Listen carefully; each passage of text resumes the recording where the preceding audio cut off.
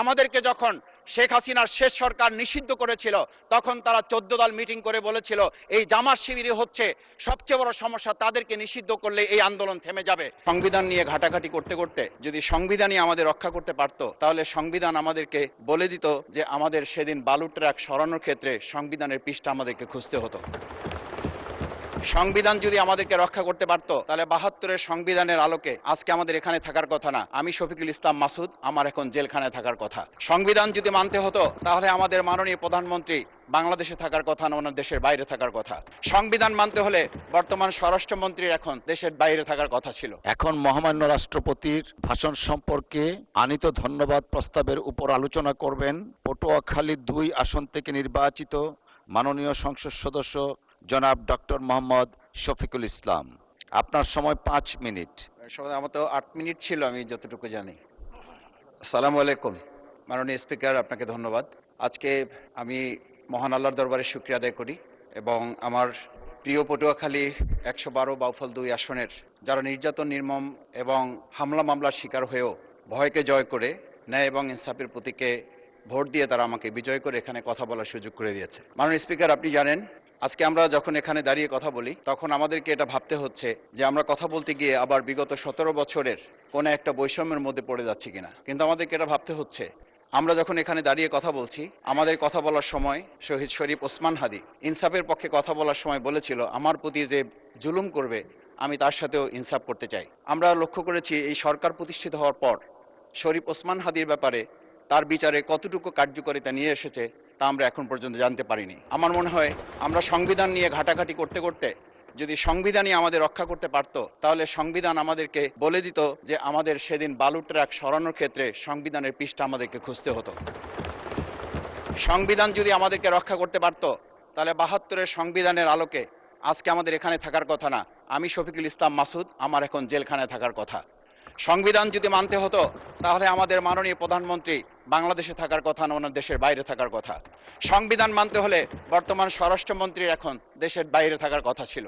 সংবিধান মানতে হলে যে বাচ্চাদেরকে আজকে এখানে শিক্ষা দেওয়া হচ্ছে, দীক্ষা দেওয়া হচ্ছে, কিংবা তাদেরকে কোনো কোনো ক্ষেত্রে জাসদের সাথে তুলনা করা হচ্ছে, সেই বাচ্চাদের নিয়েই আমরা এই সরকার দলের লোকদেরকে, সরকার দলের সম্মানিত নেতৃবৃন্দকে আমরা চোখের পানিও ফেলতে দেখেছি, আবার কাউকে কাউকে কথা বলতেও শুনেছি যে এই সমস্ত বাচ্চাদের আমরা তাদের শিক্ষার্থীদের আন্দোলনের সাথে আমাদের কোনো সম্পর্ক ছিল না।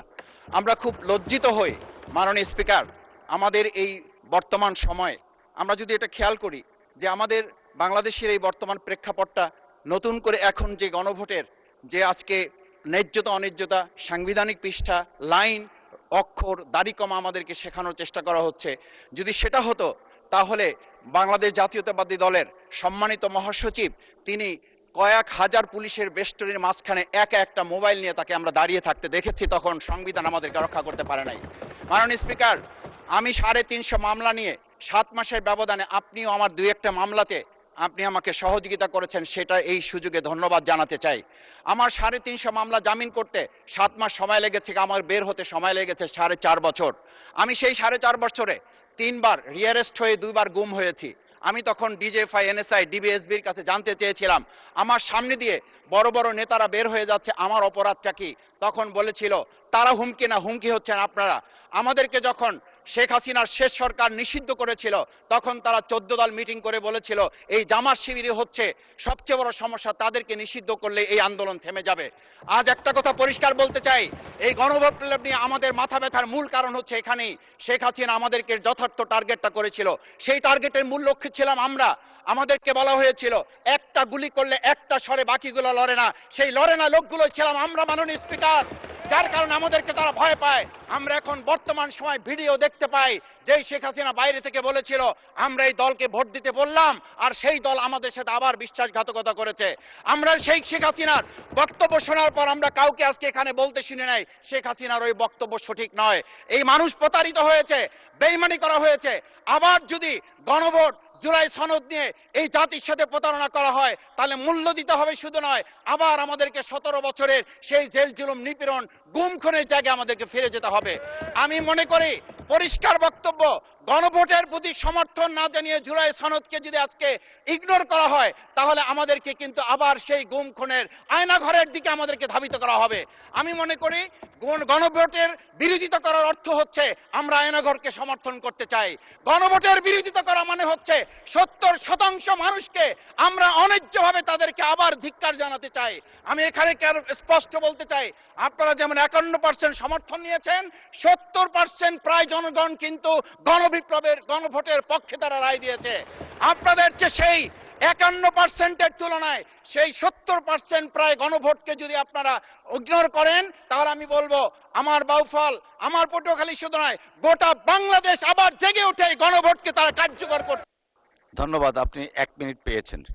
স্পিকার, আমি পরিষ্কার এইটার কথাটা এই জন্য বলছি, আজকে সংবিধানের লাইন ধরে ধরে যদি আমাদেরকে এই কথা জানতে হতো, তাহলে আমাদের নেতৃবৃন্দকে ফাঁসির মঞ্চে যেতে হতো না। আমার মতো ছোট মানুষের কাছে সে সময় ডিজিএফআর কাছে প্রস্তাব এসেছিল, আপনারা কি চান, মন্ত্রিত্ব চান, দেশ পরিচালনা চান, সবকিছু দেওয়া হবে, শুধু শেখ হাসিনার নীতিতে আপনারা আসেন। সেই নীতি তো ছিল 72-এর সংবিধান, সেই নীতি নিয়ে আজকে কেন এখানে এত কথা বলা হচ্ছে? আমরা পরিষ্কার জানি, আমরা যদি সেই 72-এর সংবিধানকে ভালোবাসি, তাহলে এখানকার নেতৃবৃন্দ এবং মরহুমা বেগম খালেদা জিয়া নিজে বলেছিল, আমরা সুযোগ পেলে এই সংবিধানকে আমরা ছুঁড়ে ফেলে দেব। সেই সংবিধানের প্রতি আজকে বর্তমান সরকারি দলের কেন এত প্রেম জাগ্রত হয়েছে, এটা বাংলাদেশের মানুষের জানার অধিকার আছে। আমি আমার প্রিয় বাউফলের মানুষের প্রতি ভালোবাসা, শ্রদ্ধা জানাই। যেই বাউফলবাসী আমার দাবি আদায়ের জন্য, আমার এলাকার মানুষের অধিকার আদায়ের জন্য এখানে দিয়েছে, আমি সেই অধিকার